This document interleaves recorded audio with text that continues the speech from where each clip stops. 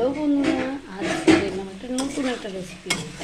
আজকে দেখাচ্ছি চিকেন কষা কী করে লাল লাল ঝাল ঝাল চিকেন কষা কীভাবে বানাতে হয়। দেখো বন্ধুরা, শুধু দেখো রঙটা কি সুন্দর।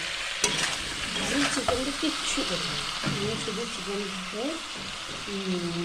তেলের মধ্যে দিয়ে দিয়েছি, দিয়ে ভালো করে নেড়ে চেড়ে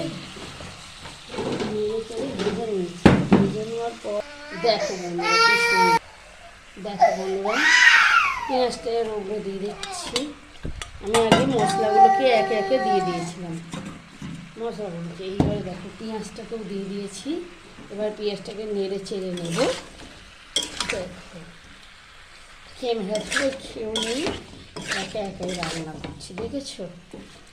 দেখো যেরকম মশলা দেয়, চিকেন মশলা, তারপরে লঙ্কা গুঁড়ো, হলুদ গুঁড়ো, নুন দিয়ে ভালো করে জিনিসটাকে ভেজে নিয়েছি।